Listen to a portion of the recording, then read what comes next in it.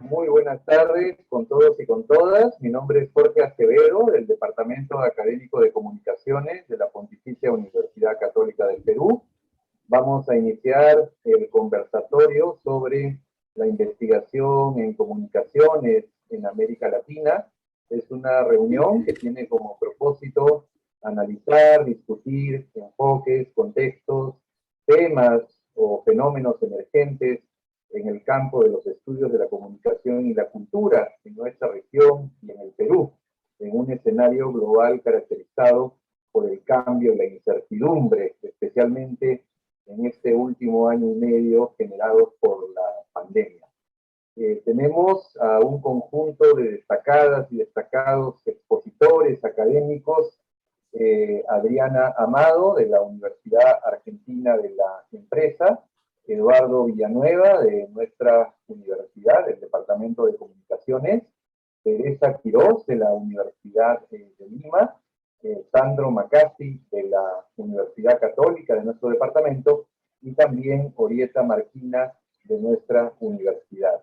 Cada una de las expositoras va a tener 15 minutos para una primera ronda de intervenciones, y luego de ello estaremos abriendo la posibilidad de formular algunas preguntas o comentarios por el chat para que nuestras distinguidas y distinguidos invitados puedan hacer una segunda y final ronda, digamos, de participaciones en esta reunión. Entonces, le voy a dar la palabra a la doctora Adriana Amado Suárez. Ella es doctora en Ciencias Sociales por la Facultad Latinoamericana de Ciencias Sociales, con sede en Buenos Aires, Argentina.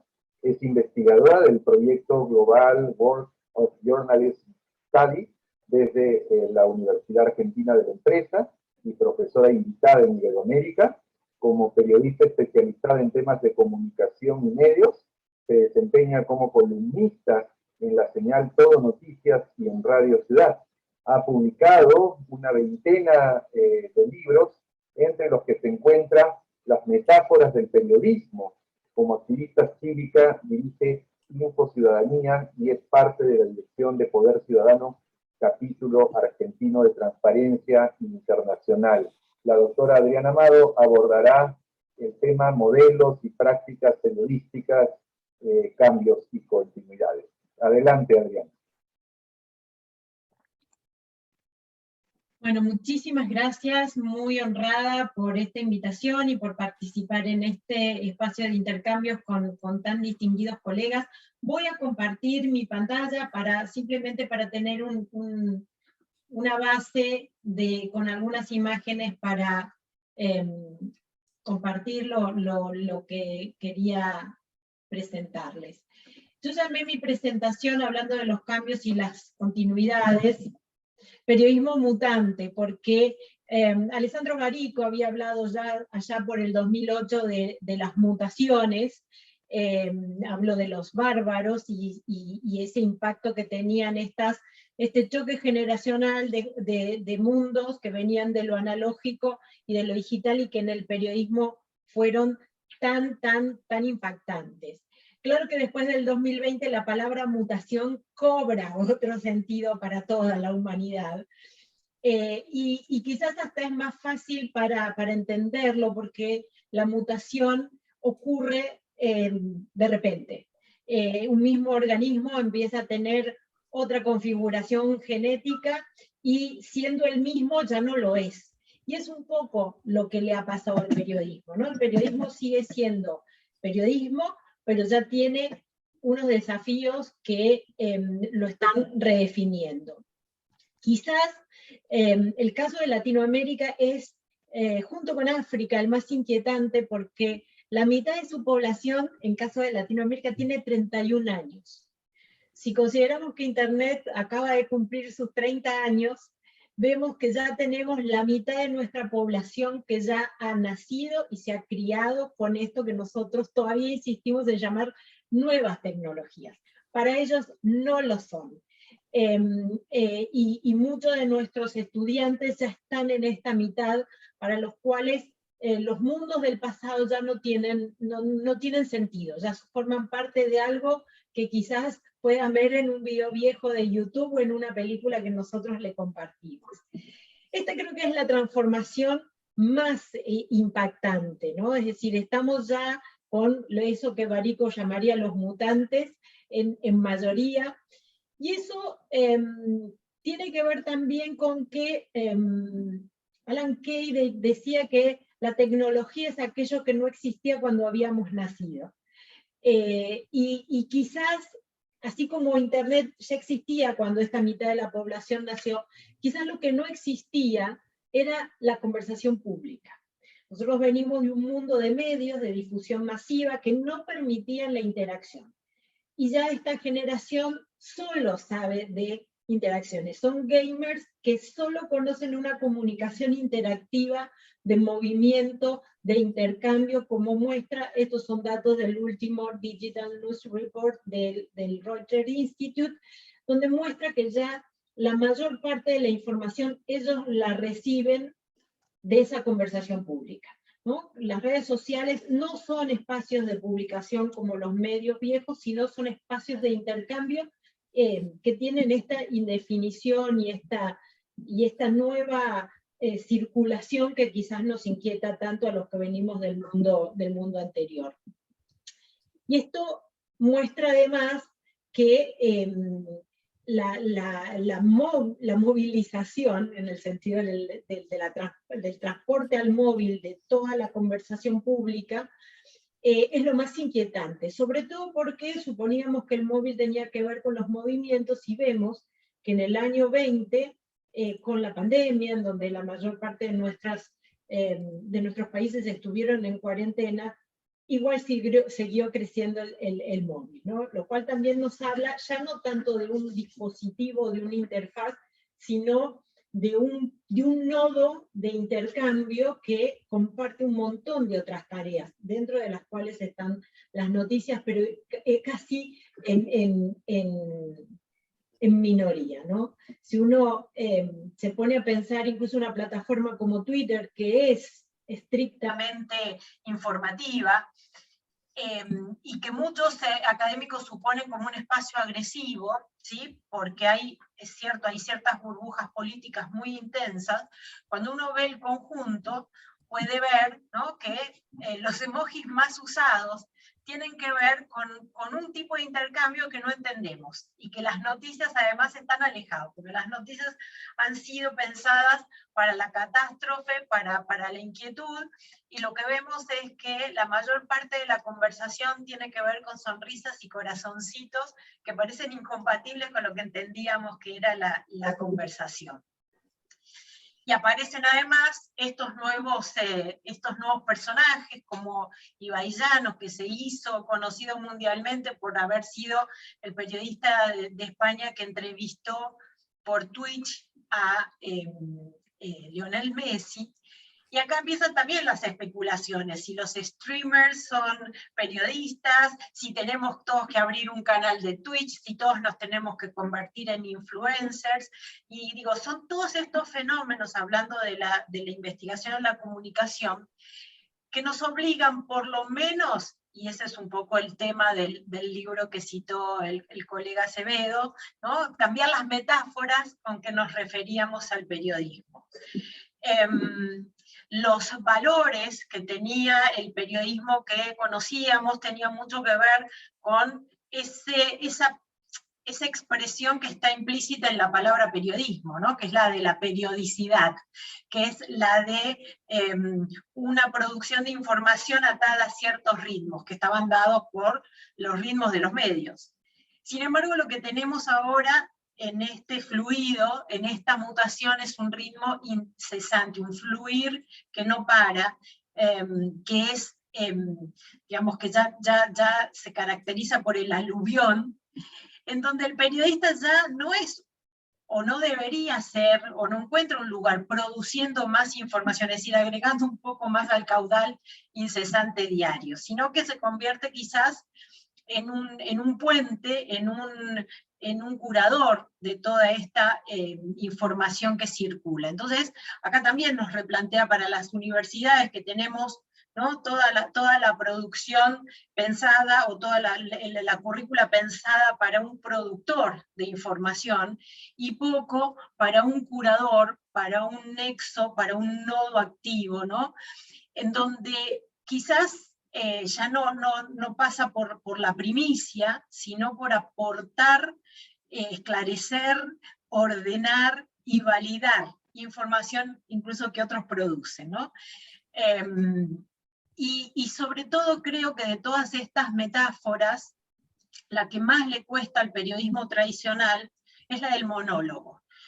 Haberse formado, haber definido sus competencias a partir de un modelo de medios masivos, nos entrenó a hablar sin esperar respuesta. Y lo que nos pasa en las redes sociales es que las vemos con inquietud, o consideramos que son agresivas porque no tenemos la competencia de la comunicación, no somos gamers como estos chicos de menos de 30.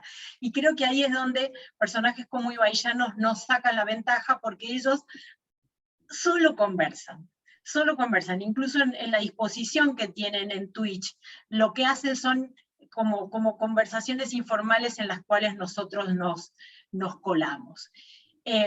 Esto también nos obliga, ¿no?, a corrernos de esos valores de la autoridad. Nosotros, sobre todo en Latinoamérica, tenemos un periodismo muy centrado en la política, muy centrado en las declaraciones de los funcionarios, que lo que vemos es que son cada vez más falaces, que son más improbables, que el periodista frente a la declaración oficial no tiene demasiados elementos más que transcribirla, con lo cual el descrédito de la política termina transfiriéndose al periodista, y entonces ahí de nuevo la competencia de la entrevista se convierte en una necesidad de competencia de filtrado, de transparencia, de pedir datos, de trabajar con eso, de trabajar con evidencias. Y creo que también el mayor desafío es, y con esto cierro, es que también el periodismo estaba, la metáfora era la denuncia, la investigación, el gran título. Y lo que vemos en nuestros países es que ese sensacionalismo, esa negatividad de las noticias es la principal causa de abandono de las noticias.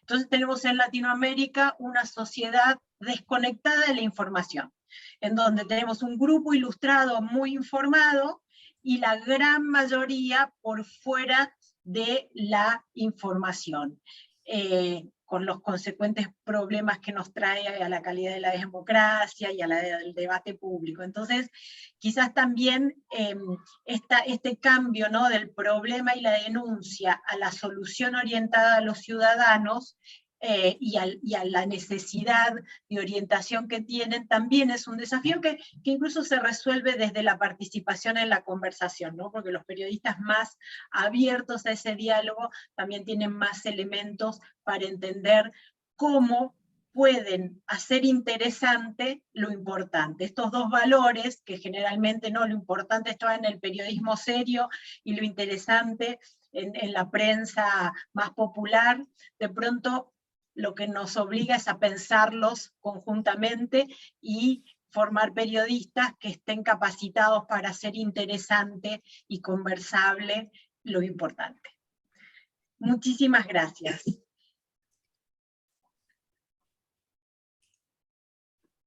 Muchas gracias, Adriana, por tu participación y pues haberte ajustado también incluso, ¿no? Utilizando menos tiempo del previsto, pero muy interesante tu participación. Vamos a escuchar ahora a Eduardo Villanueva Mancilla, quien es profesor principal del Departamento Académico de Comunicaciones de la Universidad Católica. Es doctor en ciencia política por nuestra universidad y está desde hace ya varios años dedicado al estudio de los medios digitales y la Internet, con énfasis en la política digital y las políticas públicas relacionadas. Es autor, entre otros trabajos, de Rápido, Violento y Muy Cercano, un libro que se acaba de publicar hace muy poco, hace algunas semanas, por parte del Fondo Editorial de nuestra universidad. Es un libro que aborda las protestas juveniles, las movilizaciones desarrolladas en noviembre del año 2020 en esa compleja coyuntura política que vivió nuestro país hace casi un año. Eduardo, adelante, te escuchamos. Muchas gracias, Jorge. Muchas gracias, colegas presentes, personas que nos están escuchando. Un gusto estar acá. El tema de investigación en comunicaciones tiene tantas distintas entradas, ¿no? que he optado por más bien plantear una mirada, si quieren, digamos, de continuidad en el tiempo y de disrupción en el tiempo también. O sea, qué es lo que está pasando ahora con relación a lo que pasaba antes y dónde es el foco en lo digital nos está creando problemas, si cabe usar el término. ¿Por qué digo esto de problemas? Porque en realidad una de las cuestiones que creo nos está ocurriendo hace mucho tiempo es que lo digital ha creado un entorno complejo para la práctica de la comunicación y consiguientemente para el estudio de la comunicación a varios niveles académicos, porque primero por una disrupción geográfica espacial, es decir, estábamos acostumbrados a territorios nacionales y ahora es muy difícil pensar en la comunicación de una manera nacional, ¿no? A pesar que el ámbito nacional no ha desaparecido. O sea, tenemos lo nacional, lo regional, pero también tenemos lo global, tenemos lo continental, ¿no? Y donde además donde predominaba lo masivo, que tampoco ha desaparecido, pero que ahora se complementa y se amplía con todas las distintas formas de comunicación que permiten las muchas variantes de los medios digitales. Y donde además, y esa es otra cosa importante, la cuestión tecnológica era irrelevante casi. Es decir, en la tradición de los estudios de comunicación, lo tecnológico no era importante porque era una cuestión que estaba ahí, pero no nos afectaba. En cambio, ahora la tecnología ha creado no solamente demandas sobre nuestras habilidades profesionales e investigadores, sino también ha creado un entorno en el que es sumamente complejo, ¿no? Sumamente compleja la interacción con otras disciplinas que tienen mucho que ver con estos temas. No solamente la ingeniería, no solamente la programación, sino también la economía, por ejemplo, ¿no? Para poder entender la geopolítica contemporánea de la comunicación es indispensable un manejo de conceptualizaciones desde la economía y desde las ciencias políticas, sin duda, que son muy distintas a las que había tradicionalmente. ¿A qué voy con esto, no? Primero que nada tenemos, digamos, fijándonos en lo que ha pasado, ¿no? Primero tuvimos un proceso de digitalización. ¿Qué quiere decir eso? Que durante un periodo relativamente corto hubo una transformación muy violenta, que fue la digitalización de la comunicación, ¿no? La Internet ahí es el factor más importante, pero no es el único, sin duda. Digitalizar, ¿qué quiere decir? Bueno, quiere decir fundamentalmente que los medios que existían antes, ahora todos utilizan el mismo patrón de señalización, lo que crea unas condiciones de flexibilidad y de, digamos, voy a adelantarme, digamos, de convergencia, ¿no? Que no eran viables antes. Pero luego de eso tenemos otro proceso que también es interesante, que es el proceso de datificación. Es decir, toda esta comunicación digital produce cantidades ingentes de datos. Datos que están bajo el control de los proveedores de servicios. Hay una vieja frase que sinceramente se me ha olvidado quién fue el que la dijo, ¿no? Pero que decía siempre que para Google, para Facebook, ¿no? Nosotros no somos los clientes, somos el producto. Porque lo que nosotros hacemos es generar datos que son usados por terceros, que pueden ser vendidos a otras empresas. Y por eso los servicios son gratis. Pero luego de la datificación, también hay que considerar la algoritmización. Es una palabra horrorosa, yo sé, pero hay que usarla a veces. ¿A qué nos referimos con algoritmización? A que la comunicación se vuelva algorítmica. Es decir, no solamente es el algoritmo en el sentido genérico de cómo extraer datos, sino el algoritmo que decide qué vemos, ¿no? Si pensamos que, por ejemplo, en la prensa, ¿no? Para no hablar del periodismo, sino de la prensa como una industria, el negocio siempre tenía que lidiar con la parte editorial, ¿no? O sea, ¿quién decidía editorialmente qué se ponía, ¿no? Seres humanos que tomaban decisiones editoriales. Cada vez más tenemos medios que toman decisiones algorítmicamente. Es decir, lo que vemos en Facebook, lo que vemos en Instagram, lo que vemos en YouTube, es el resultado de algoritmos que interactúan con nuestros datos y nos ofrecen lo que nos produce gratificaciones, para usar el viejo término de los estudios de comunicación. Esa algoritmización es el ejercicio editorial de las grandes plataformas de comunicación contemporáneas. Y es un ejercicio opaco, sin control social y sin control político. Es crítico y al mismo tiempo es opaco, y además es un asunto que no conocemos porque los comunicadores por lo general no estamos tan cerca de este tipo de saberes. Ahí es donde entra además esta conceptualización genérica que es convergencia, que es muy flexible, pero que es importante precisamente porque lo que tenemos es una convergencia de medios, de dispositivos, de plataformas, de sistemas, ¿no? Que crea un entorno mucho más complejo que el que estábamos acostumbrados. Y luego tenemos la globalización de la comunicación, que es muy distinta a la globalización como proceso económico general, porque es una globalización a nivel del consumidor, ¿no? O sea, ¿cuántos miles de millones de personas utilizan ciertos medios sociales, por ejemplo, ¿no? ¿Cuántos miles de millones de personas pueden en algún momento dado ver el mismo video? ¿Qué significa eso para la cultura? ¿Qué significa eso para nuestra noción de lo que es importante en la sociedad? ¿No? Pensemos en hace 11 años, y por ahí alguno de los que nos escuchan sentirá un pequeño sentimiento de culpa, pero hace 11 años el planeta entero, por estas fechas, estaba obsesionado con una canción. No voy a mencionarla para no producirles estrés postraumático, pero esa canción que obsesionó al planeta entero, ¿no? Fue un producto diseñado para ser viral. Y para usar otra categoría que he estado trabajando, para que se mutara, o sea, para que se transformara en algo distinto a través de la práctica de las personas. Eso de ahí creó un entorno sumamente complejo, ¿no?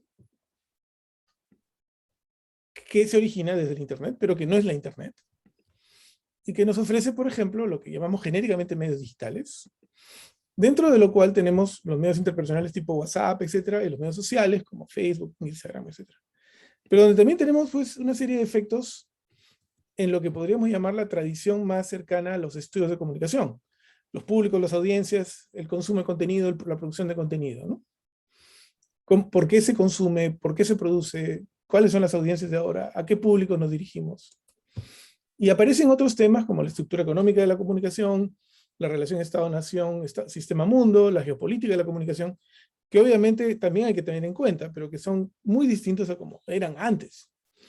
Es decir, la gran disputa geopolítica en la comunicación ahora es fundamentalmente China contra Estados Unidos, con Europa, Rusia, tratando de meterse en la conversación, ¿no? Pero ese es un reflejo de una geopolítica distinta a la que había antes. Y tenemos además todas las áreas grises, peligrosas, ¿no? La piratería, que cada vez es menos importante, pero todavía sobrevive, la desinformación y sus fake news, lo que llamamos drama digital, ¿no? Lo que por lo menos he tratado de conceptualizar como el drama digital, o sea, la tendencia casi automática a considerar todo como una extensión dramática de nuestro pensamiento, el espionaje estatal, que desde las revelaciones de Edward Snowden se sabe es una cosa inmensa, y este año se reveló, por ejemplo, lo que se hace con Pegasus, que es un software de origen israelí que es utilizado por los estados para espiar a sus ciudadanos, y todo lo que es cripto, ¿no? Las criptomonedas, sin duda, pero todo lo que se ha generado alrededor de lo que es cripto. Todo esto afecta a la comunicación. a pesar de que no necesariamente es parte de lo que tradicionalmente entenderíamos como comunicación. ¿No? Entonces tenemos procesos de algoritmización, ¿no? Procesos de datificación que afectan ¿cómo? Nos afectan básicamente por el reemplazo de decisiones humanas por algoritmos, las grandes cantidades de datos disponibles, el aprendizaje máquina, estos medios de alcance global fuera de control de los Estados-nación, con fines comerciales, sin consideración mayor de los efectos sociales. Y me imagino varios de ustedes ya lo saben, ¿no? La referencia a la que me remito con este título, ¿no? Un trabajo muy importante y sumamente asequible en términos de, digamos, de redacción de Néstor de García Canclini sobre este tema. ¿Cómo los ciudadanos estamos siendo reemplazados por algoritmos? Incluso podríamos decir que los consumidores están siendo reemplazados por algoritmos, pero en menor medida. Pero los algoritmos están tomando control de la comunicación. Y conocer cómo funcionan y entender cómo se pueden usar y cómo nos afectan es uno de nuestros pendientes más severos. Si pensamos, y voy a tomarme la libertad de hacerlo desde la PUC, ¿no? Desde nuestras 4 especialidades, ¿no? Hay varias, digamos, continuidades, ¿no? Estos ejes que se suele hablar sobre la comunicación, ¿no? O sea, cómo entender la comunicación como un proceso que va de la producción al consumo, o como la construcción de sentido, desde la creación a la comprensión. Eso afecta siempre a todas las profesiones de la comunicación. Hay que estudiar la comunicación considerando esos ejes, ¿no? El eje semiótico, el eje productivo, digamos, el eje del proceso, el eje de la obra, como distintos autores llaman. Eso de ahí sigue siendo crítico, sigue siendo importante. Pero, ¿qué nos está pasando ahora? Que estos ejes no voy a decir pasando a segundo plano, pero hay que darles un poquito menos de importancia porque hay que pensar otros temas. Y me voy a tomar la libertad de utilizar una vieja metáfora, una de las metáforas más viejas de los estudios de comunicación, ¿no? Que la van a reconocer, me imagino, muchos de ustedes casi de inmediato.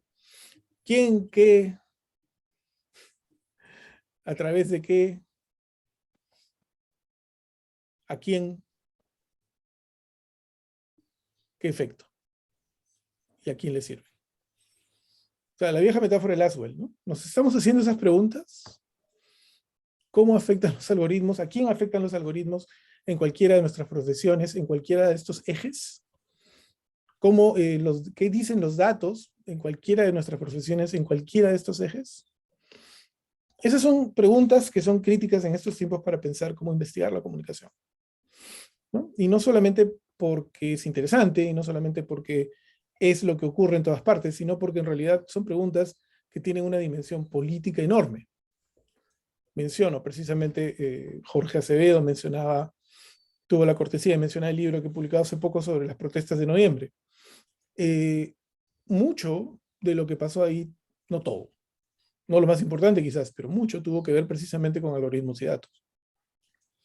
Y hacerse preguntas como estas es importante, porque precisamente observando el comportamiento de los medios sociales durante esos días, uno se da cuenta claramente, y también el comportamiento del periodismo, digamos, y de la publicidad, de las distintas industrias de la comunicación, uno se da cuenta que lo que sucedió durante esos días tuvo poquísimo que ver con cualquier manipulación desde la prensa, desde el Estado, desde los partidos políticos, que fue una cosa espontánea, digamos, asusada, por así decirlo, si fue por alguien, por los algoritmos de los medios sociales. Pero no fue que un actor político motivó a que la gente hiciera cosas. Fue espontáneo y esa espontaneidad se multiplicó y se potenció gracias precisamente a la algoritmización de la comunicación. Esto nos lleva a plantearnos una urgencia de repensar. ¿Repensar qué? Políticas públicas, enseñanza, práctica profesional y deontología. ¿Por qué políticas públicas, por ejemplo? Porque las políticas públicas no pueden ser ya solamente qué hacemos con los medios, cómo regulamos la televisión. No digo que no pueda ser interesante o importante planteárselo, pero planteárselo solo sería un error. La enseñanza profesional también. Hay que pensar qué nuevas cosas hay que enseñar, sin olvidar aquellas cosas que enseñábamos antes y que siguen siendo relevantes. Nuestra práctica profesional tiene que ser mucho más densa. Y la deontología tiene que evolucionar con esa práctica profesional. Hace pocos meses, Weisbord y Becerra publicaron un interesantísimo planteamiento de problemas sobre cómo deberíamos repensar la libertad de expresión en el mundo digital, en el mundo contemporáneo de la comunicación. Y es fascinante porque es un planteamiento muy interesante que al mismo tiempo no puede plantear una respuesta. Es un pendiente hacerlo. Las habilidades y competencias profesionales necesarias, indiscutibles, es decir, pensamiento computacional, por ejemplo, ¿no? Y la investigación multidisciplinaria. Tenemos que acercarnos mucho más a personas con habilidades muy distintas a las nuestras. Y la definición misma de la comunicación. Vuelvo a citar a Silvio, lo que él llama la postdisciplina, ¿no? Si siempre ha sido una postdisciplina, ahora lo es más que nunca.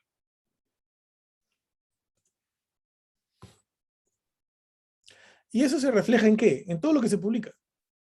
Esta es una selección de cosas que he encontrado rápidamente, que incluye algo mío por ahí, ¿no? ¿Qué cosas se estudia? ¿Qué cosas se mira ahora desde los estudios de comunicación? ¿Qué cosas piensan los comunicadores académicos sobre lo que es importante?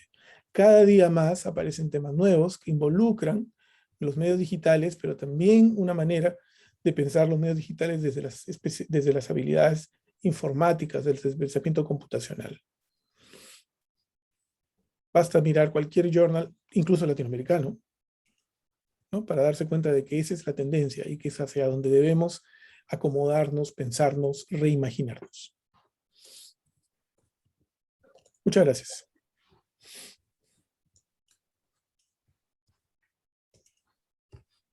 Muchas gracias, Eduardo, por tu presentación.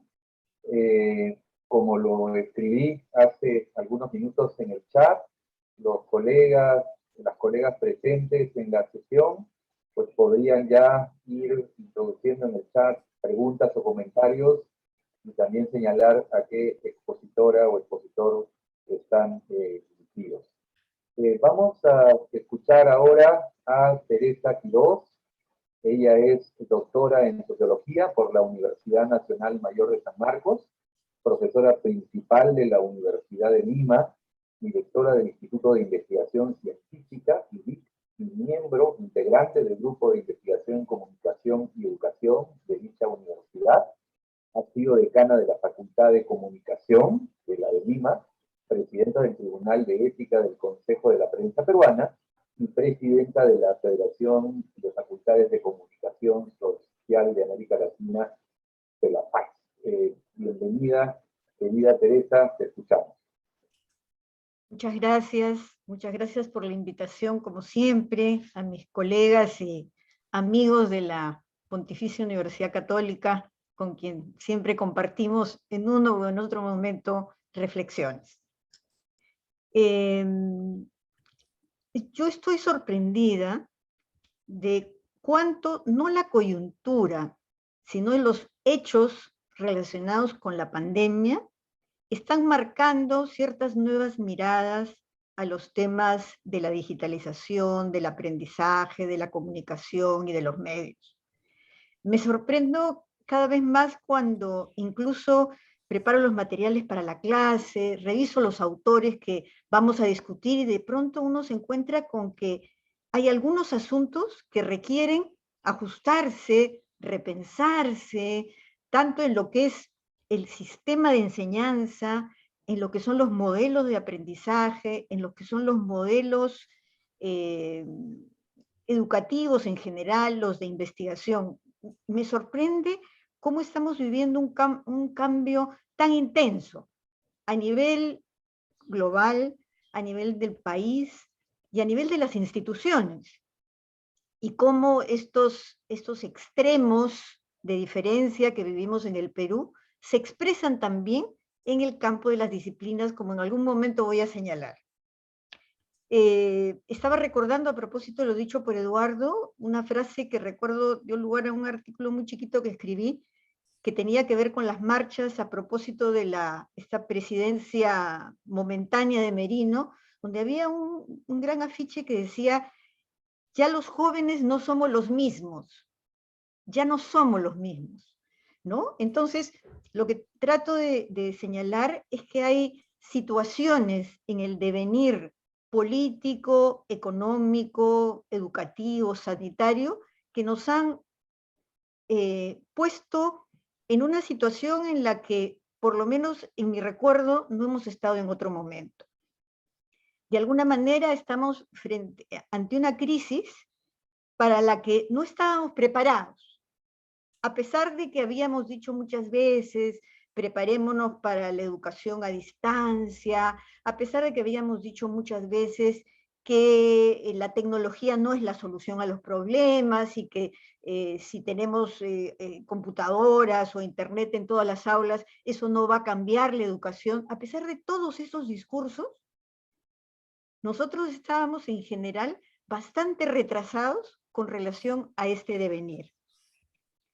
Entonces, se han dado, digamos, respuestas diversas ante esta situación en toda América Latina, pero lo que podemos constatar es que han aflorado, así como en el campo del sanitario puede uno enfrentarse a estas profundas diferencias socioeconómicas, en el plano de la educación también han aflorado la inmensa desigualdad en el acceso al conocimiento y en las posibilidades de los accesos al aprendizaje.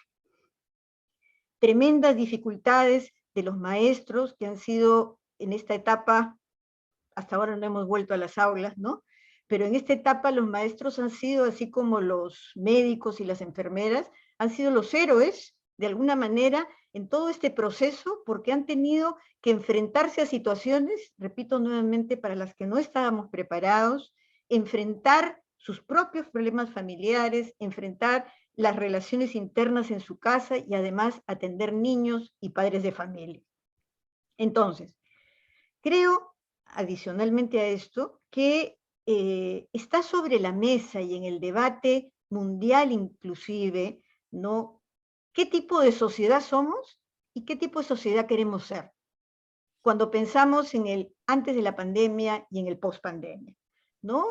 Algunas palabras del filósofo coreano Byung-Chul Han en el libro Sopa de Wuhan, ¿no? Dice que, hablando de la Big Data, de la cual hablaba también Eduardo, que sospecha que en el Big Data podría encerrarse un enorme potencial para defendernos de la pandemia. Es decir, en otras palabras, hablando del Asia, lo que él señala es que las epidemias no las combaten solamente los virólogos y los epidemiólogos, sino también los informáticos y los especialistas en macrodatos, hablando de este tema.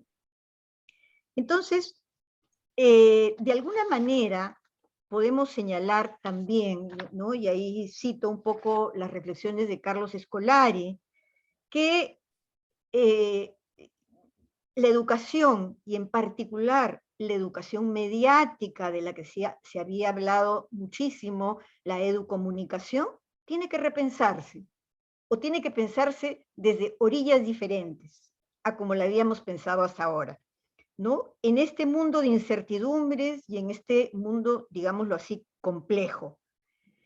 Si el mundo para el cual fue diseñado, digamos, la educación para la sociedad industrial no nos sirve para enfrentar los actuales retos. Por ello, está ante nosotros repensar la educación, la escuela, las universidades, ¿no? Pensando en los lugares de trabajo de muchos de nosotros, la ciudad, los hospitales, porque el problema no es solo el cambio tecnológico, sino las relaciones y los procesos que pasan por ahí. En ese sentido, la escuela pública, tal como ha sido concebida a lo largo de tanto tiempo, incluso de siglos, se encuentra desfasada con relación a lo que en este momento ocurre. ¿Por dónde enfrentar las cosas, no? ¿Qué es lo que hay que hacer? Es claro que no basta introducir una pizarra digital, que no basta introducir celulares, que no basta con introducir laptops. El asunto es bastante más complejo que esto, porque lo que urge es pensar cómo es que hay que procesar, desarrollar el aprendizaje y cuáles son las relaciones de los niños y de los jóvenes frente al conocimiento. Eso nos lleva además a pensar en lo siguiente, ¿no? Estaba leyendo ahora una entrevista que le hacían a José Luis Orihuela, quien acaba de presentar un libro que se titula Culturas Digitales, que me parece que es bien interesante, y en esta entrevista él habla de lo siguiente, que está relacionado también con lo que han dicho los dos, lo que ha dicho Adriana, perdón. Él dice que las redes sociales favorecen los extremos. Es decir, las redes sociales no favorecen, en otras palabras, un periodismo independiente, un periodismo reflexivo, un periodismo que intenta desarrollar una información sostenida de las cosas, sino las redes sociales favorecen al contrario los extremos, porque la gente para ser famosa en redes sociales necesita asumir las posiciones más extremas. Por ahí va esa entrevista y coincide con un libro que acabo de terminar de leer de Bruno Patino, que se titula La civilización de la memoria de pez, que es un pequeño tratado sobre el mercado de la atención. Y tiene que ver con la nueva economía de las grandes corporaciones. Entonces, lo que él plantea ahí al inicio es que se hizo una investigación sobre cuánto duraba, cuánto podía concentrarse un pez frente a determinadas situaciones, y otra investigación donde se veía qué pasaba, cuánto podía estar un niño concentrado. Y resulta que era algo así, ¿no? Uno se podía concentrar 10 minutos y el otro 11 minutos. Por eso es que titula la memoria, la civilización de la memoria de pez. Entonces, lo que él señala ahí,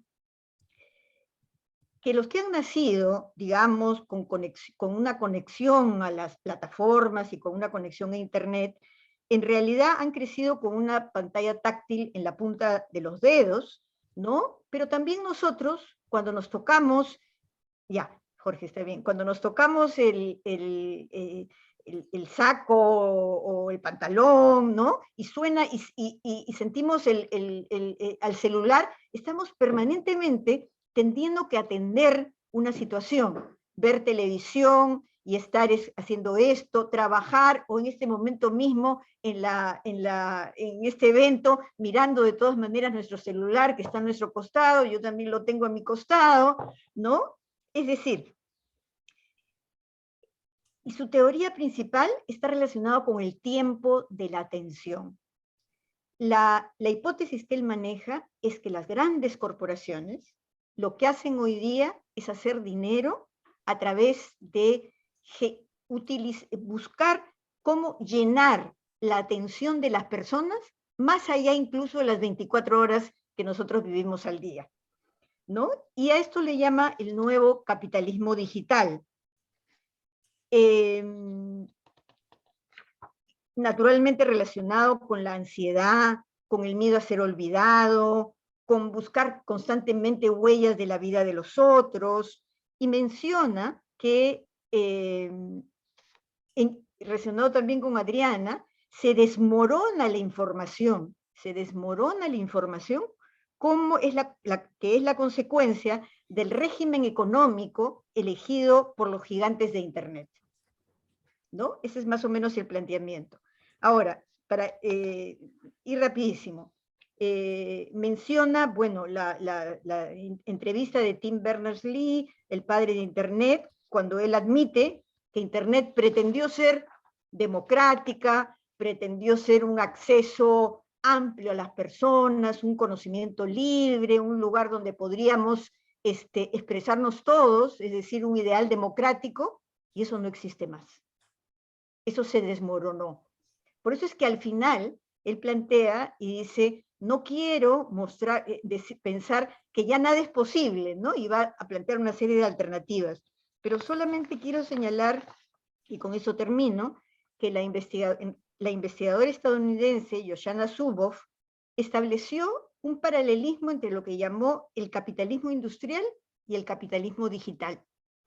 Y sostuvo que el capitalismo industrial se desarrolló a partir de la apropiación de la naturaleza y la extracción de la materia prima del planeta, hasta amenazar su equilibrio, mientras el capitalismo digital con la misma intensidad y sin preocuparse sobre sus consecuencias, lo que hace es explotar lo que ha sido señalado, datos identitarios, datos de comportamiento, sin más contrato que el individual y sin preocuparse por el bien común. Es decir, sostiene, nos hemos convertido nosotros, los usuarios, ¿no?, en minas a cielo abierto que las herramientas digitales explotan. Cierro ahí, y tal vez lo desarrollo un poquito luego, pero todo ello nos hace repensar toda la investigación sobre Internet. No quiere decir que todo lo que hayamos dicho es falso, que hay que cambiar todo el pensamiento, sino que hay una serie de elementos que nos tienen que ayudar a repensar muchos de los asuntos planteados. Muchas gracias.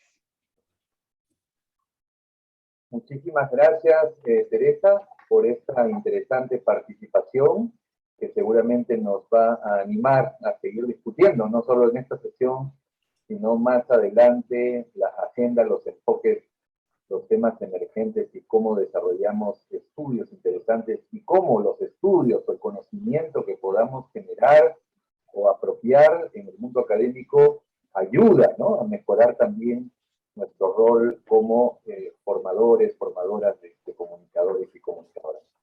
Vamos a escuchar ahora a Sandro Macasi Lavander. Él es magíster en comunicación social con estudios de doctorado en sociología por la Universidad Católica. Tiene una especialización en comunicación y prevención de conflictos por la George Mason University y la Facultad de Comunicación Internacional de la Universidad Complutense de Madrid. Hace 2 décadas viene trabajando en los campos de la comunicación para el desarrollo, la comunicación y prevención de conflictos y también la comunicación política. Se ha desempeñado como director del Centro de Investigación de Calandria, ha sido subdirector del Instituto de Opinión Pública y actualmente es profesor asociado del Departamento de Comunicaciones. Sandro abordará los temas referidos a comunicación, política, escenarios y dinámicas en cambio. Sandro, te escuchamos. Gracias, Jorge, y mis felicitaciones al departamento y a tu gestión por esta iniciativa. Como ya me han antecedido algunos colegas, estamos en un tiempo de cambio, en un tiempo de mutaciones. Bueno, hay muchos adjetivos para estos cambios. Y mientras pensábamos que ya estamos viendo un poco la consolidación o la estabilización de estos cambios, la pandemia pues nos trajo un nuevo diluvio, ¿no? Y así que todavía andamos mojados por los cambios, esperando a que escampe y ver qué es lo que hay en tierra firme, ¿no? Entonces lo que yo voy a hacer es compartir con ustedes una serie de tendencias y pliegues en torno a lo que es comunicación política en este campo mucho más específico de reflexión y de actuación y profesionalización de la comunicación. Entonces, lo primero que quiero compartir es, digamos, las perspectivas teóricas que han transitado a lo largo de la reflexión en este campo, ¿no? Hay viejas perspectivas, como ustedes pueden ver, el tema de los efectos de los medios en los ciudadanos, que tiene una larga trayectoria, que obviamente no voy a detenerme en ello, más bien recientemente estas teorías de modelos de efectos intermedios, o lo del modelo OSOR, que ya se basa en una estadística más compleja, multivariable, y que permite, digamos, mayor complejidad en los análisis.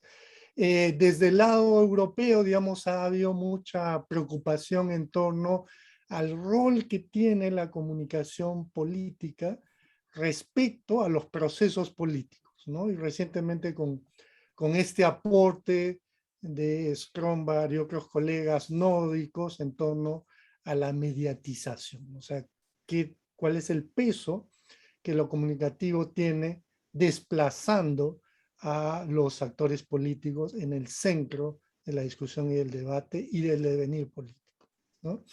Luego tenemos la influencia de los medios en la democracia, que es algo que desde Estados Unidos ha habido muchísima preocupación y muchísima literatura, y sobre todo literatura empírica, ¿no? Como los medios de alguna manera, desde la perspectiva de algunos, han generado el declive de la democracia, la forma de cubrir noticias, la forma americana de realizar elecciones ha traído un desplazamiento de lo temático hacia lo juego estratégico, como lo mediático se va convirtiendo en un mal, digamos, que va permeando a toda la democracia. Pero del otro lado también las reflexiones de Pippa Norris en torno a que se pueden producir también, ¿no? Círculos virtuosos, ¿no? Ahí donde aparentemente los medios solo son negativos, lo que encuentra Norris y otra serie de autores es que aquellos que más se interesan en política, aquellos que consumen medios y que tienen un más engagement político o preocupación por lo social, son consumidores de medios, mientras que los que no consumen están en la otra orilla, ¿no? Otra cuarta, digamos, línea de preocupación, reflexión, tiene que ver con esta vieja historia de los contenidos y la estructura de los medios, ¿no? Recientemente los estudios de frame y enmarcamiento, que digamos empiezan en los 90, se consolidan en los 2000, y que en Latinoamérica recién a partir del 2010 empieza a desarrollar, ¿no? Las corrientes europeas y americanas y sus diferencias es algo que uno encuentra en los congresos y en las publicaciones, ¿no? Y otro tema, digamos, que está en tránsito es las interacciones entre las actitudes políticas y medios. En verdad, claro, esto es un viejo tema, pero ha sido revalorizado por la ciencia política. Si uno asiste a los congresos, por ejemplo, de ALACIP, Congreso Latinoamericano de Ciencia Política, uno encuentra muchos de esos estudios donde tienen un pie en las actitudes políticas formadas, digamos, en las tradiciones típicas de las ciencias políticas, y otro pie tratando de explicar cómo los medios digitales, las redes sociales, van influyendo, transformando, catalizando estas actitudes, ¿no? Entonces este es un terreno interdisciplinario muy interesante y muy rico que nos acerca a una discusión con las ciencias sociales y también con una parte de la sociología, sobre todo la que da el giro cognitivo, ¿no? Y obviamente nuestro viejo tema, el del poder y la gobernanza, que tiene que ver obviamente con el poder, ¿no? La concentración de medios últimamente en Latinoamérica ha generado más preocupación, la concentración, pero también todo este tema de cómo la gestión política, la comunicación gubernamental se va espectacularizando, ¿no? Rincón, por ejemplo, hablaba de los celebrities, ¿no? De los presidentes influencers, ¿no? Y cómo va mutando la comunicación política, que en un principio era muy dura, luego pasa por el marketing político y luego tiene esta forma híbrida de presentación y de vínculo con el ciudadano, ¿no?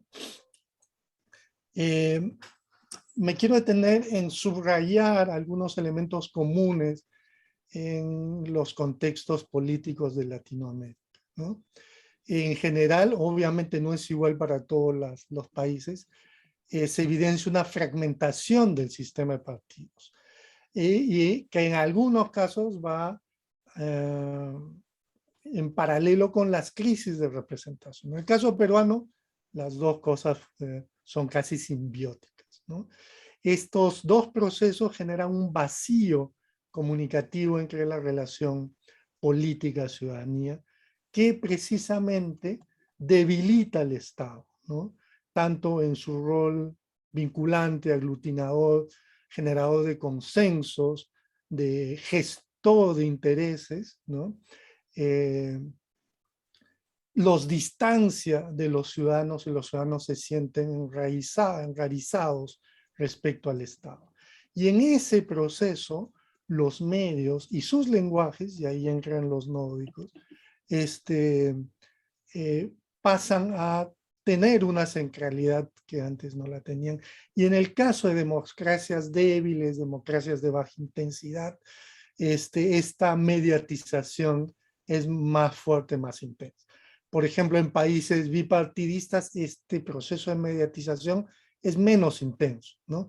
Y hay muchísimas matices en esto, pero digamos, esto es una tendencia. El Perú empezamos antes, en los 90, y digamos que estamos dando el mal ejemplo a los otros países latinoamericanos que de alguna manera están transitando procesos similares en algunos casos, ¿no? Además, el surgimiento de líderes, influencers, celebrities, en fin, de toda esta gama de nuevos actores discursivos, no sé si llamarlo político, en unos casos son discursivos políticos, que generan narrativas en medio o en paralelo en medios, en redes sociales, que socavan a la democracia, ¿no? El claro ejemplo latinoamericano es Bolsonaro, ¿no? En Estados Unidos es Trump. Sin embargo, yo diría que la forma en que solemos ver o todavía prima o es la forma estándar de ver a los medios y a las complejas relaciones y procesos que se tejen alrededor de ellos, sigue siendo esta mirada neomarxista de medios como aparatos de alienación o de control desde las empresas, ¿no? Entonces, todavía no, en buena parte de la investigación latinoamericana hace falta mirar la complejidad, ¿no?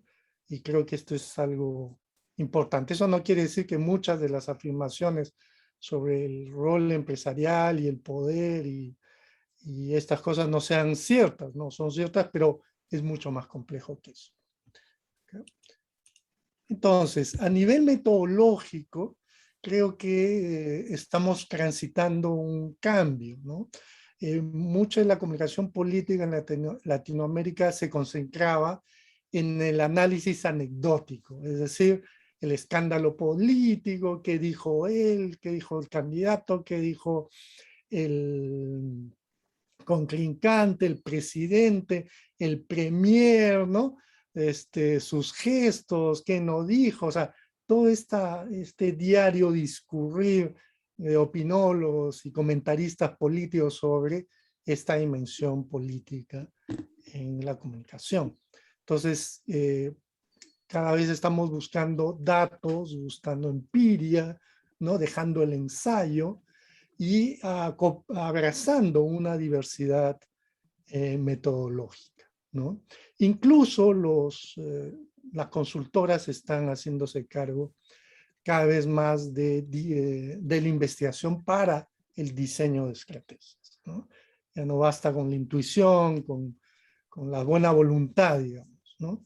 Entonces, una de las tendencias que he podido observar son los estudios comparados, ¿no?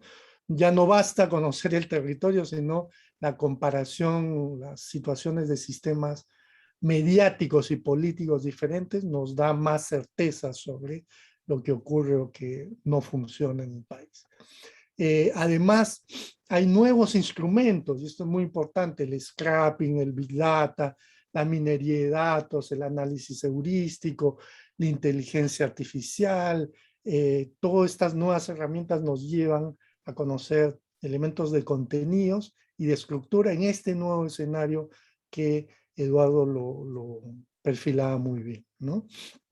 Además, desde la vieja estadística, ha habido aportes nuevos, como estos procesos de mediación y moderación de Hayes, que trabaja estos modelos específicamente para comunicaciones, para ver cómo ciertas variables comunicativas operan como modeladores de relaciones causales.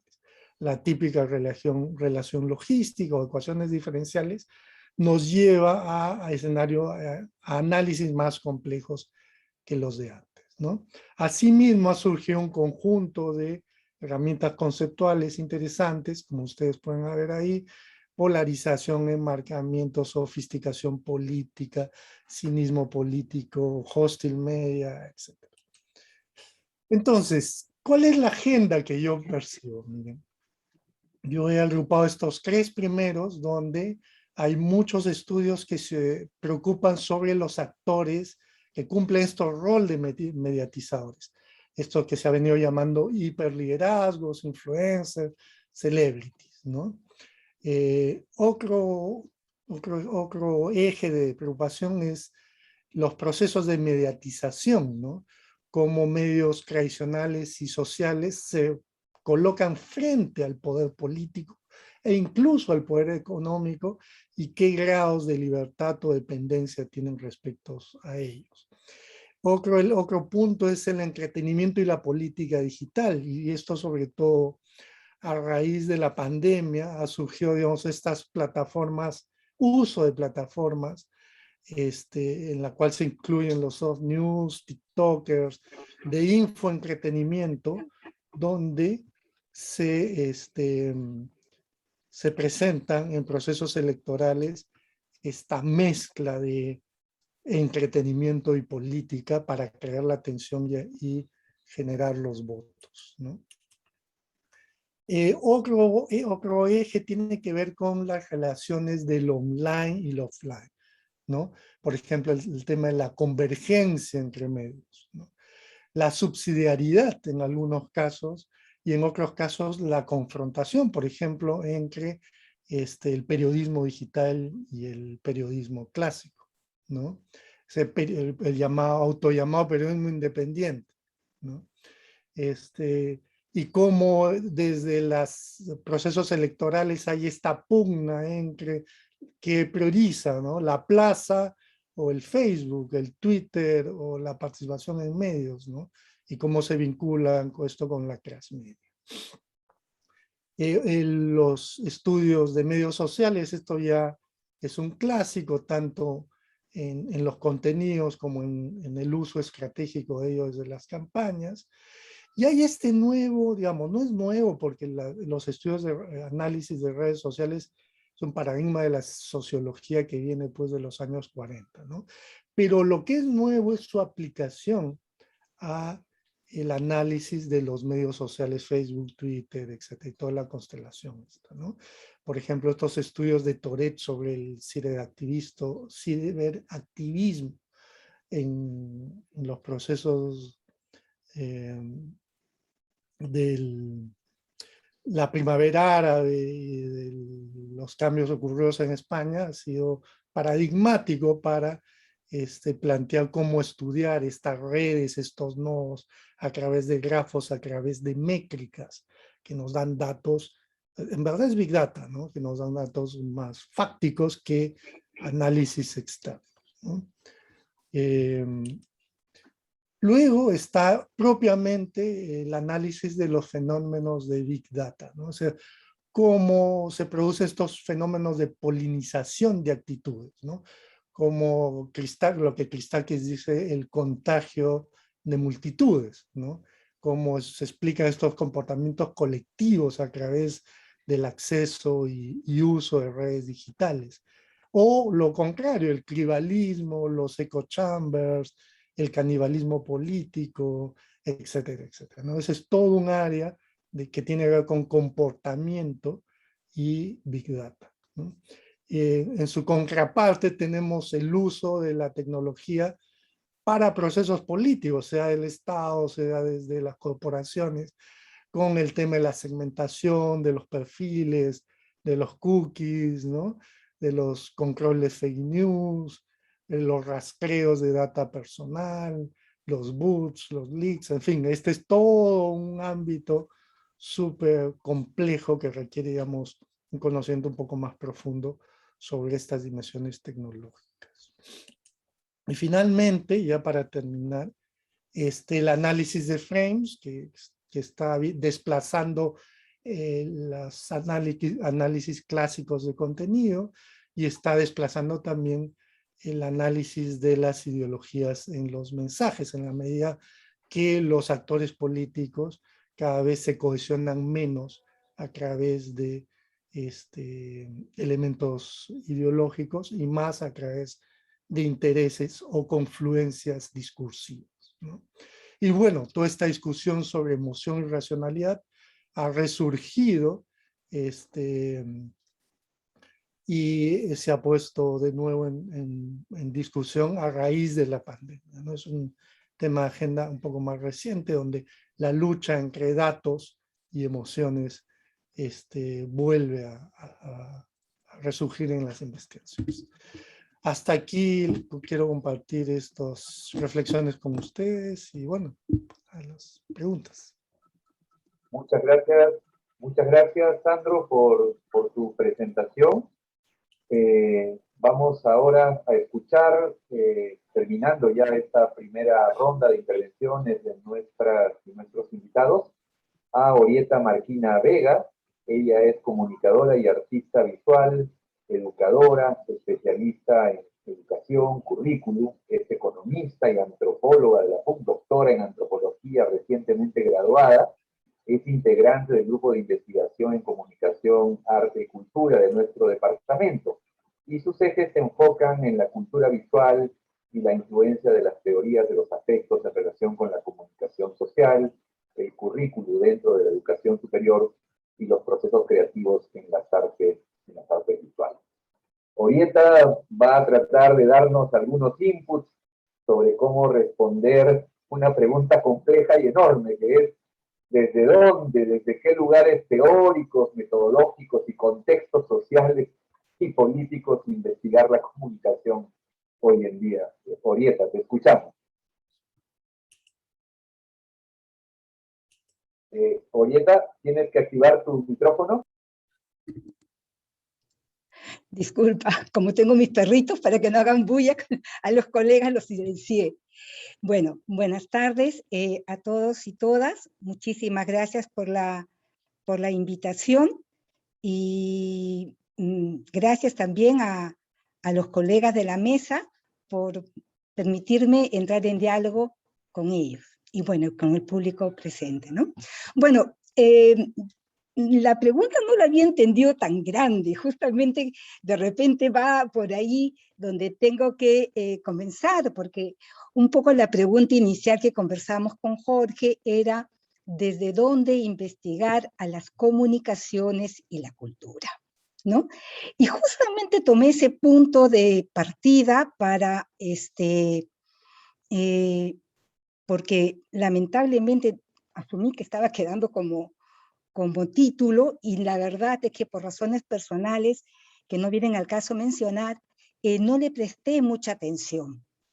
Y me alegra que ahora no sea ese título, porque una de las cosas que yo pensaba era que ese título podía llevar a error al plantear que lo cultural y lo comunicacional podían entenderse como dos procesos independientes uno del otro. Entonces, es justamente a partir de eso que primero me he centrado, lo que vamos a conversar un poquito es en establecer una definición que plantea la relación entre estos dos conceptos grandes y plantear tres perspectivas de análisis para la investigación en comunicaciones que se desprenden de dicha definición, ¿no? Entonces, una de las primeras cosas que podríamos señalar es que efectivamente la comunicación es una actividad cotidiana inherente a los seres humanos en su habitar del mundo. Y es por eso que es muy difícil precisar cómo se diferencian los orígenes entre la comunicación y la cultura, ¿no? Para Cordero, por ejemplo, la comunicación es tan antigua como la vida en la sociedad. Podríamos decir entonces que la comunicación es un concepto polisémico que se aplica a una pluralidad de situaciones cuya complejidad fenomenológica, tanto como proceso como resultado, se aprecia en la multiplicidad de prácticas, actores, canales y soportes que lo configuran. Según Cordero, La comunicación es el proceso humano, idealmente dialógico, en el cual los sujetos entran en contacto mediante la interacción de significados dentro de un devenir de permanente intercambio de los roles entre emisor y receptor, utilizando ya sea el cara a cara o las plataformas tecnológicas ya mencionadas. Desde esta perspectiva, entonces, la comunicación es un espacio de creación de sentido y un proceso resemantizador de lo social, por lo que su estudio debe darse siempre en relación con el contexto que le da lugar y la modifica. De allí que la comunicación no puede ni debe ser vista alejada de lo cultural, y viceversa. Hoy en día que, tomando a García Canclini como referencia en su texto de La sociedad sin relato, lo cultural se configura y reconfigura a cada momento a partir de lo comunicacional. Es pues posible entender a la comunicación como un proceso sociocultural, intencional o no, que solo es posible de entenderse cuando uno entra en contacto con el otro. Implica un medio social en que los sujetos compartan códigos que faciliten el intercambiar significados ya existentes o crear nuevos significados. Al respecto, Salva y Bustos plantean que la comunicación es un proceso que marca el proceso vital del ser humano, que lo constituye en sujeto tanto individual como colectivo. Es más, para Luna, la comunicación es una forma de interacción social en la que intervienen los sistemas cognitivos y axiológicos de los actores sociales participantes en ella, ¿no? Yo agregaría allí la parte del sistema afectivo, emocional y ético. Pero volviendo a Cordero, comparto su planteamiento de que la investigación en comunicaciones debe abordarse desde tres perspectivas, ¿no? Una primera, tanto como proceso humano fundamental, tanto como disciplina científica y finalmente como campo profesional. Entonces, es desde allí que yo quisiera plantear estos tres dimensiones, porque estas tres dimensiones me hacen pensar en tres ejes centrales de reflexión para orientar justamente la investigación en comunicaciones hoy en día, y que de alguna u otra manera han estado presentes en las presentaciones de mis colegas, ¿no? El primero, los sujetos y sus formas de pensar y sentir. Lo segundo, la sociedad, el contexto y sus mecanismos de control, inclusión, exclusión, e identificación y socialización. Y finalmente, creo que el tercero, que está asociado al campo profesional, finalmente nos pone el énfasis en lo visual como un espacio simbólico más utilizado dentro del ecosistema comunicativo en el que vivimos. Como proceso humano fundamental, la comunicación apunta, o la investigación en la comunicación apuntaría a estudiar la naturaleza sociocultural intrínseca de la comunicación.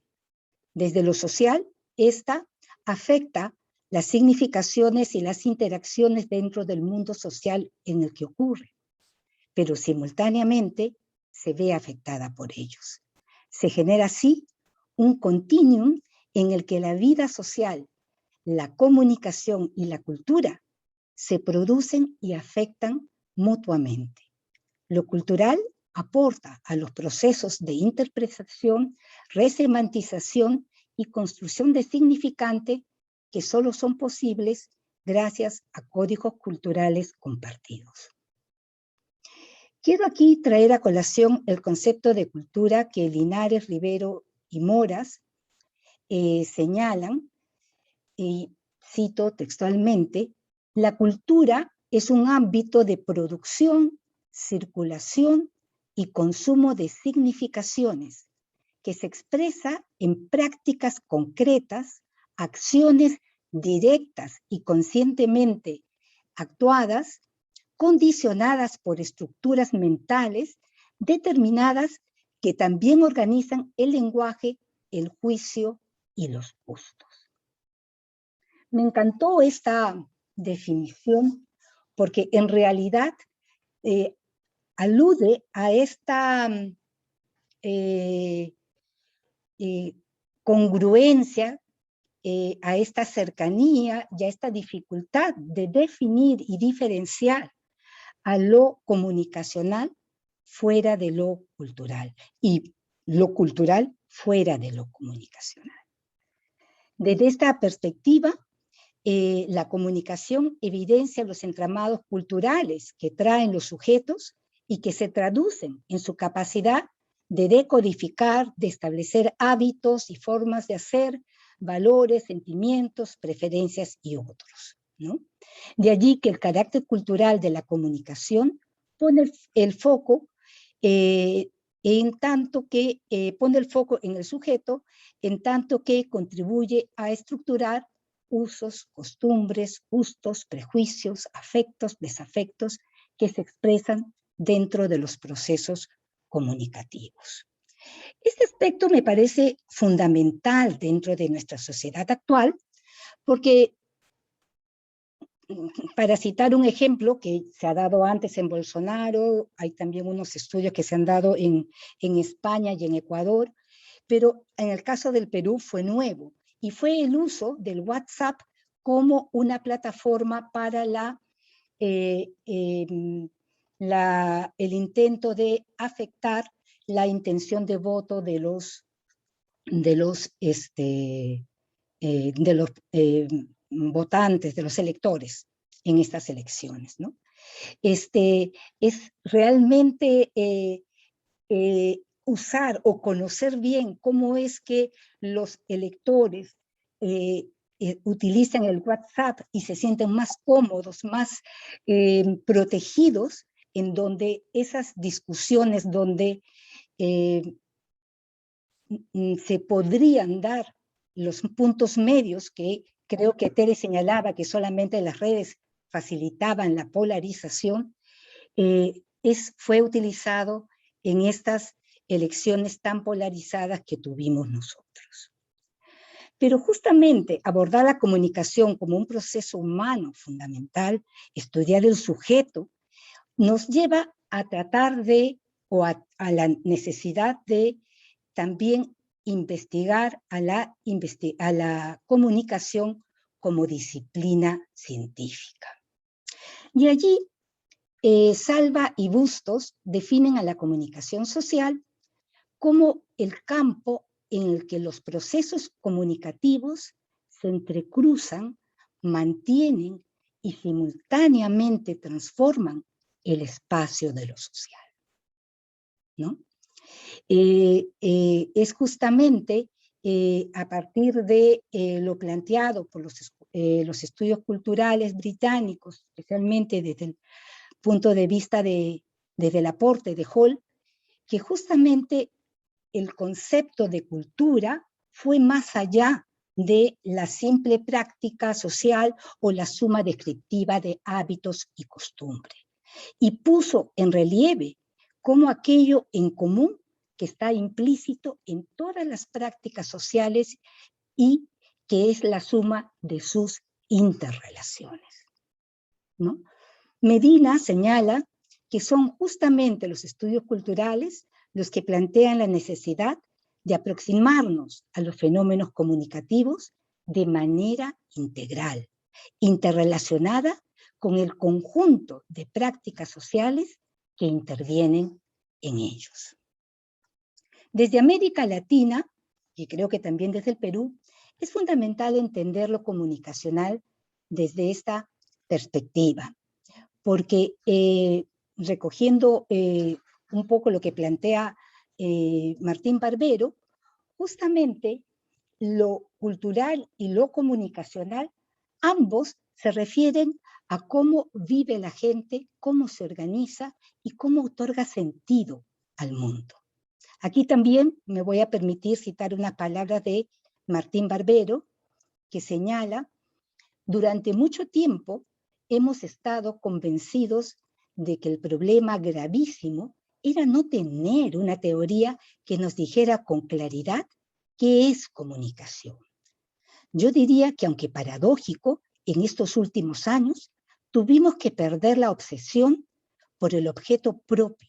Tuvimos que perder la obsesión positivista por acortar la especificidad para que pudiéramos empezar a escuchar en serio las voces que nos hacen llegar desde los procesos reales de comunicación que se producen en América Latina.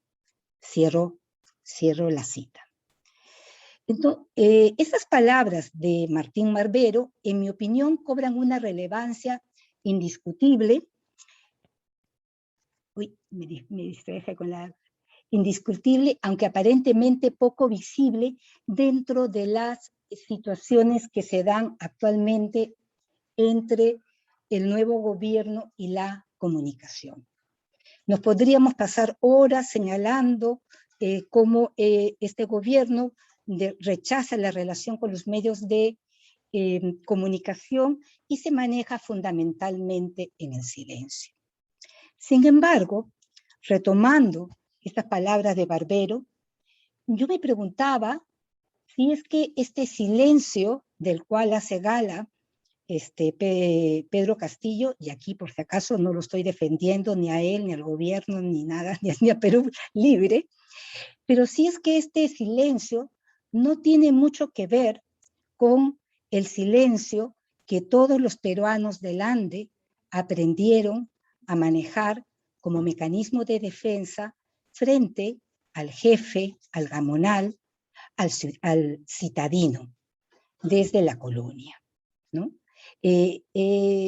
Creo que ese silencio es una forma que ellos tenían para poder enfrentar pacíficamente, como lo haría Gandhi, ¿no?, esta situación de opresión y que llevaba muchas veces a expresarse, a generar frustración entre estos sectores gobernantes o hegemónicos a través de expresiones como indio de mierda, ¿no?, India de mierda, como una forma de señalar a una persona testaruda que escuchaba, decía sí, pero se daba media vuelta y hacía lo que mejor le parecía, ¿no?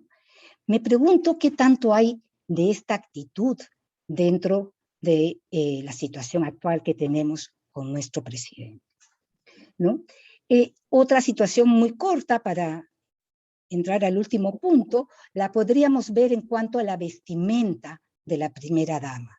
Acá resulta que el hecho que nuestra primera dama vaya en blue jeans a ciertas actividades ha sido tema, casi una agenda pública, ¿no? Entonces, nuevamente, acá esto me hacía pensar mucho en Bourdieu y en justamente cómo el gusto es un elemento que no se es planteado por ciertos sectores de la población, sino más bien por otros, por la clase media, que en su afán de sentirse parte de los sectores dominantes.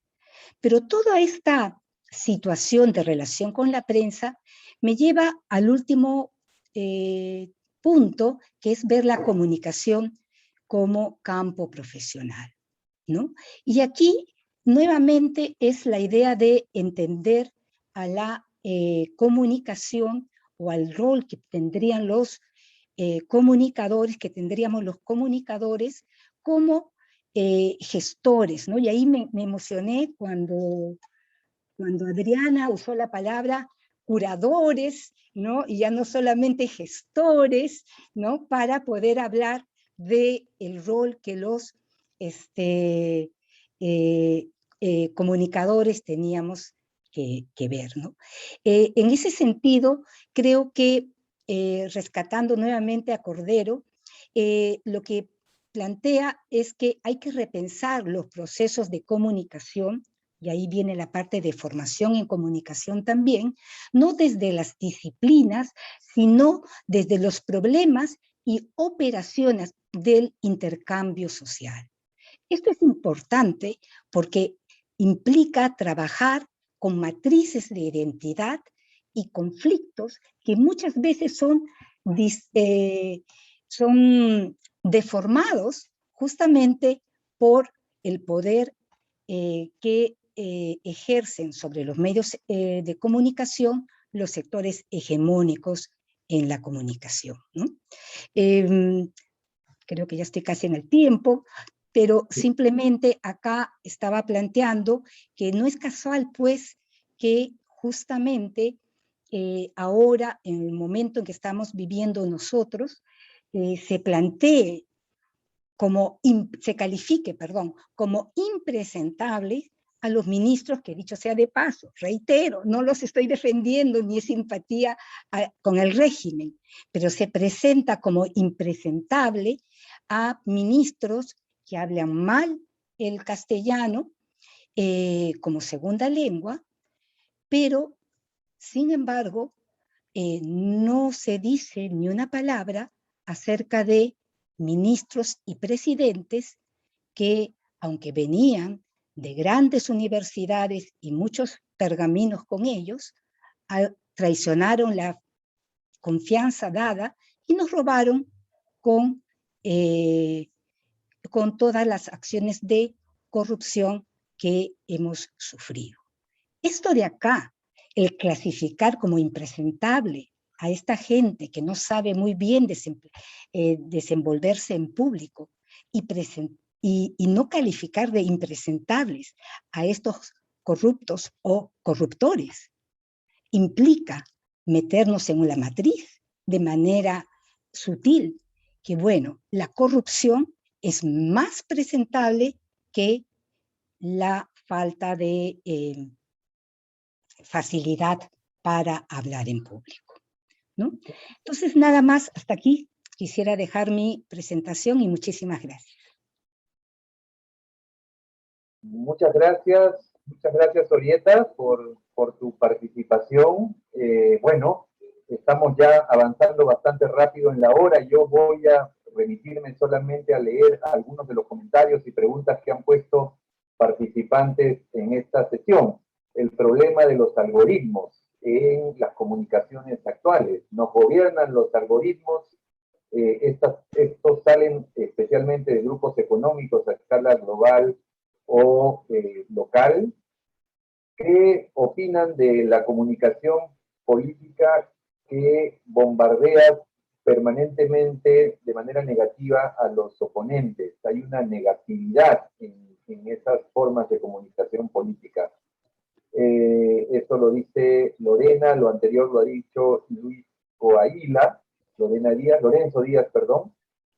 La segunda participación, Juan Gargurevich nos dice: ¿las nuevas investigaciones y hallazgos afectan o deben afectar los planes de estudios en comunicación, o quizás simplemente los pulverizan, ¿no?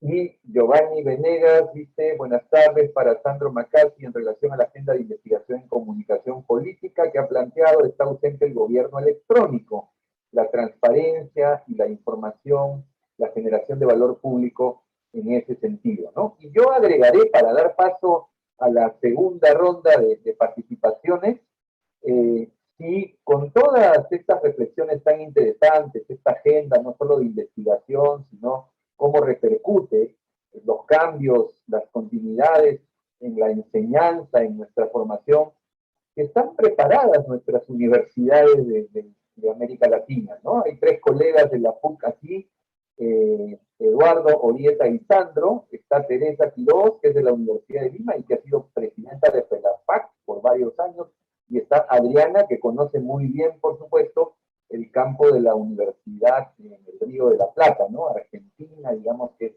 el medio donde ella principalmente ha trabajado. Entonces, bueno, vamos con la segunda ronda de intervenciones.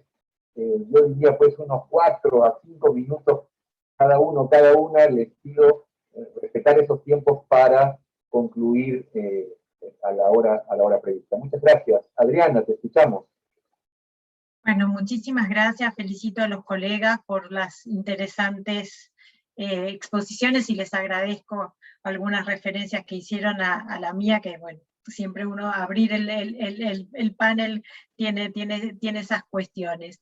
Yo creo que podemos hacer anticipar una conclusión en el sentido de que toda nuestra investigación está pensada con formatos, prácticas, procedimientos que van reñidos con las urgencias de estos tiempos.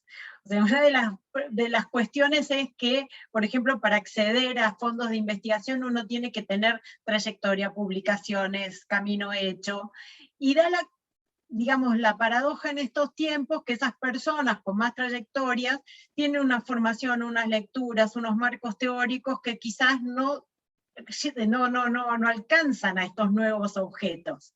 Y a la vez, aquellos que están familiarizados con estos nuevos objetos de estudio no tienen ese background suficiente para abordar una investigación en comunicación. Yo creo que ahí el desafío que tenemos todos es integrar, así como en un momento se había puesto en moda hablar de la multidisciplinariedad y de integrar distintas disciplinas al abordaje de un problema, creo que tenemos que armar equipos multietarios. Creo que es muy, muy importante contar en nuestros equipos de investigación con jóvenes que no solo nos solucionen muchos de los desafíos que tiene el abordaje de estas tecnologías, sino que además nos compartan sus preguntas. Ellos son usuarios de estas cuestiones, no los observan como muchos de nosotros. Porque uno de los riesgos que tenemos en las investigaciones es de explicar cosas que son obvias, ¿no? Ante nuestra sorpresa o nuestro descubrimiento de algunas cuestiones, sonamos un poco obvios para gente que vive estas cuestiones, ¿no?, con mucha más naturalidad. Por ejemplo, una de las cuestiones tiene que ver con la desinformación, que ha sido en estos últimos años el gran tema, y lo que pasa es que mucho de lo que nosotros llamamos desinformación son memes que tienen implícito que el que lo está compartiendo ya no cree en esa desinformación. Entonces, circula mucho la desinformación, pero en ese mismo hay implícito un pensamiento crítico que se suponía además que era lo que queríamos provocar en los jóvenes. Lo hemos provocado y ahora resulta que mucha de la academia lo mira con extrañeza o con escándalo diciendo, uy, está lleno de desinformación las redes sociales. Un pequeño ejemplo para plantear este desafío de que nuestra capacidad, nuestro background, nuestro conocimiento, todo nuestro manejo de los marcos teóricos y de los grandes autores se vería muy enriquecido con este desafío de los jóvenes a pensarnos en estos nuevos contextos, en estas nuevas formas de circulación de la información y a desafiarnos a pensar cosas mucho más creativas. Creo que ese es una deuda pendiente, todavía no está.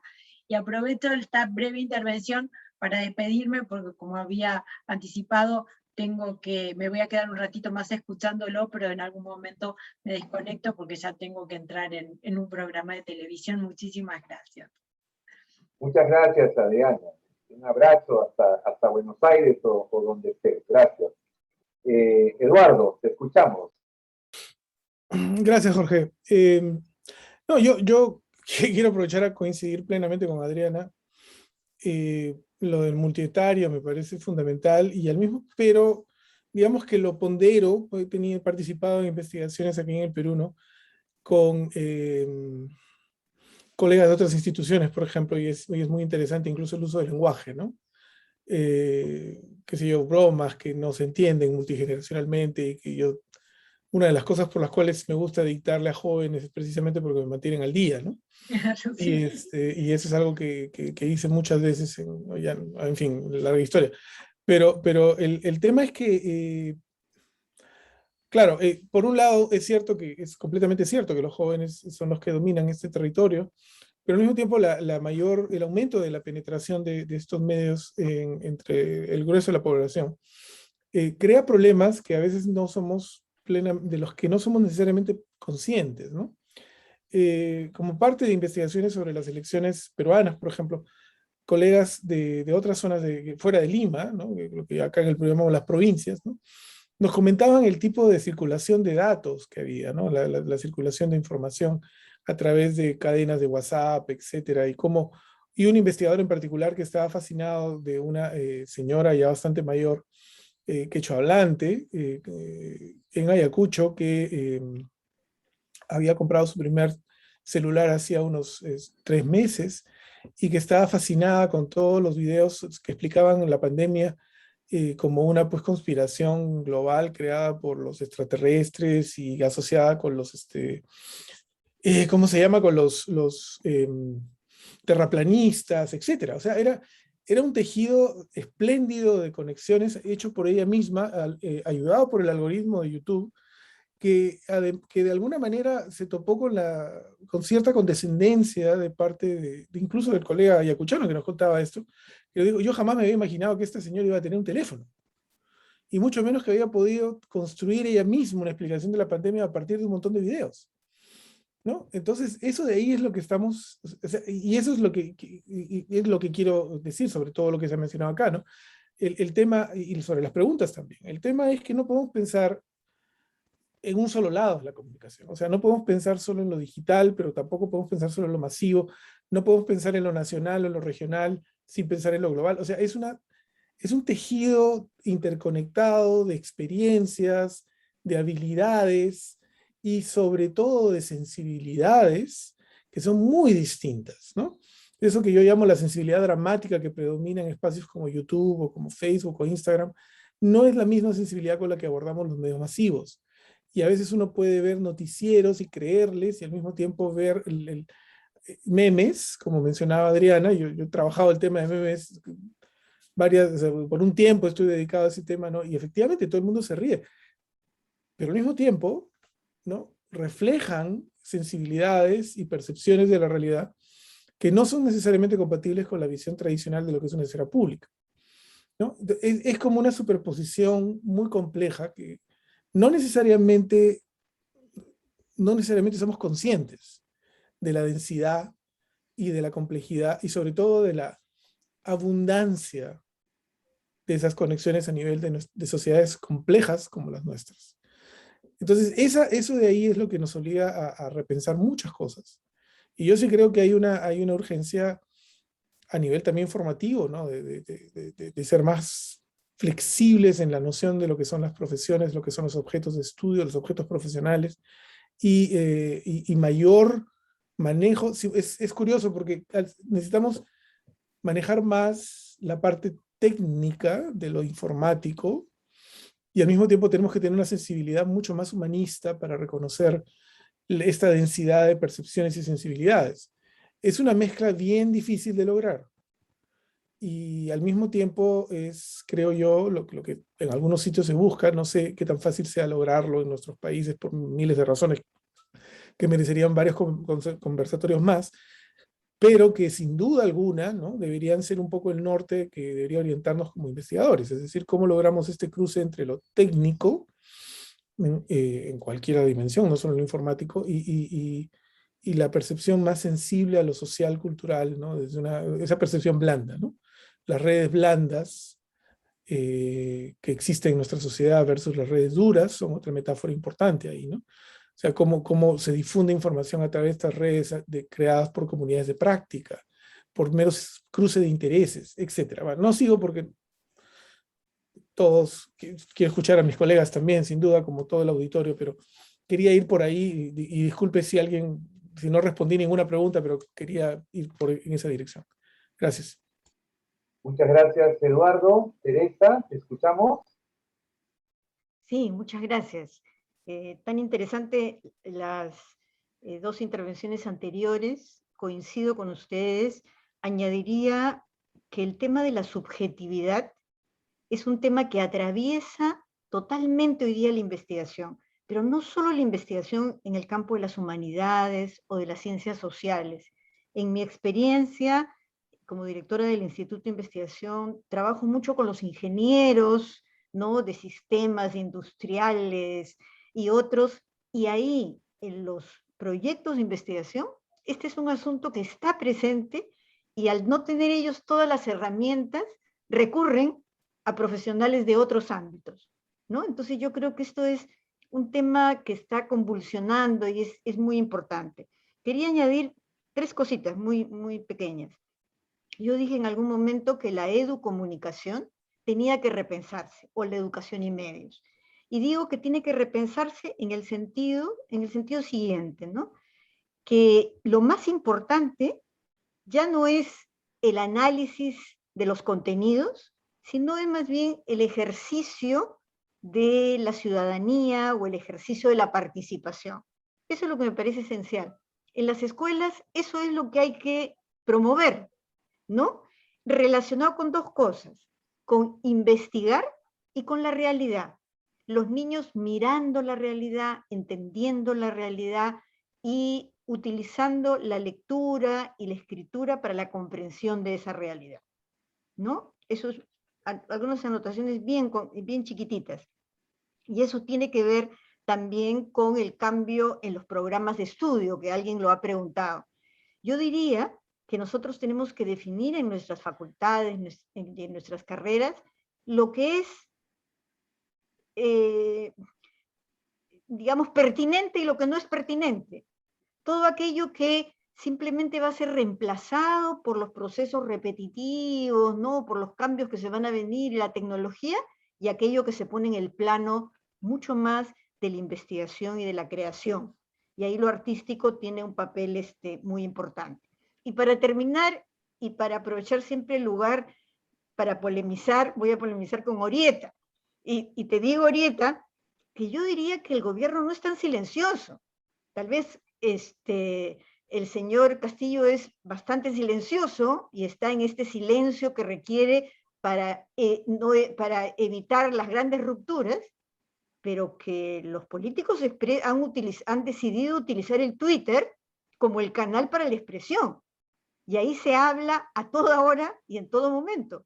Ahí hablan congresistas, políticos y todo. Esa es una.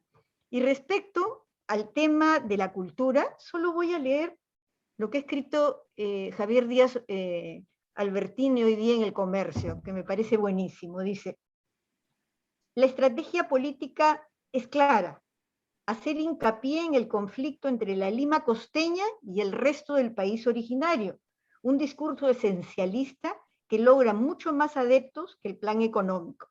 Bajo esa sombrilla de reivindicación cultural se justifica mucho y se permite demasiado. Esto no significa que la prioridad para Perú Libre haya dejado de ser su plan económico. En las palabras de sus líderes, esto se mantiene incólume. Lo cultural parece más bien un bluff porque no está acompañado de una propuesta seria e intercultural. La verdadera y realista construcción de un país de todas las sangres ha quedado lamentablemente en un discurso efectista, ¿no? Bueno, con eso termino. Gracias. Muchas gracias, Teresa. No podemos ser ajenos los peruanos, las peruanas a esta coyuntura, Adriana. Así que estamos acá intercambiando algunos puntos de vista sobre nuestra política.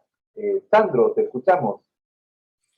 Gracias, Jorge. Respecto a la pregunta de Giovanni, efectivamente, es una ausencia en la revisión que hice y dudé de si incluirlo o no, o sea, sí lo pensé, pero digamos, este es yo diría, un campo de la comunicación y las políticas públicas o gestión pública, de muchas prácticas, pero de escasa reflexión, ¿no? Pero creo que esto está cambiando en la medida que desde las políticas públicas se está poniendo más atención en cambiar el enfoque, ¿no? En dejar de lado el marketing como la principal herramienta de comunicación entre los gobernantes y los gobernados, ¿no?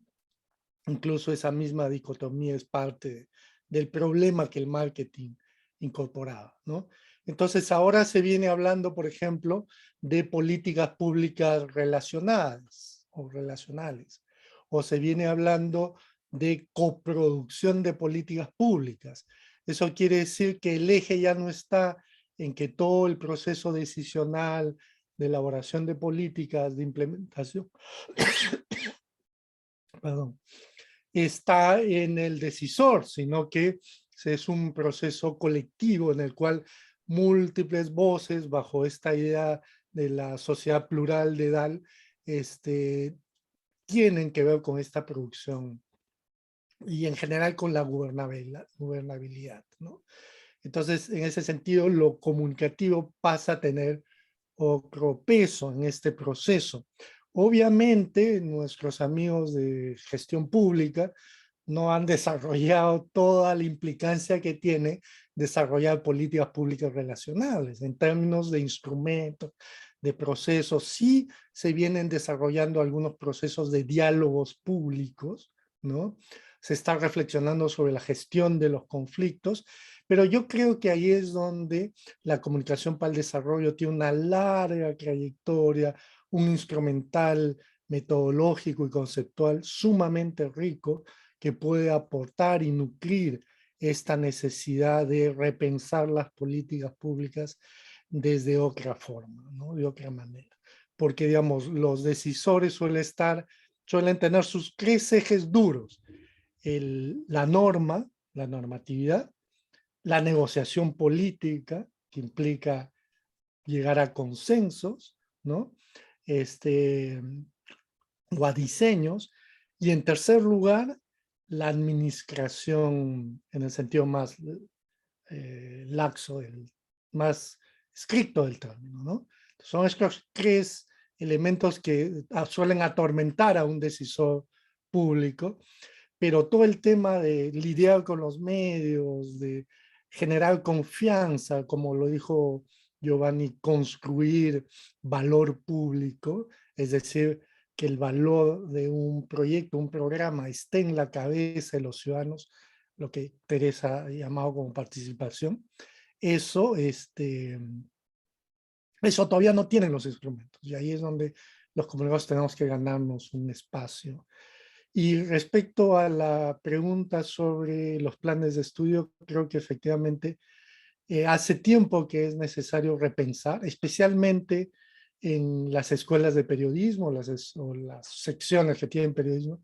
Ya no es posible pensar el periodismo como una disciplina de producción de información, sino en el sentido que lo dice Adriana, de curación o de curadores o de gestores de información, porque ahora los que se dedican a la información política son publicistas, tienen que conseguir su propia publicidad, son productores, son actores políticos, entonces ya se requiere pues otras destrezas, ¿no?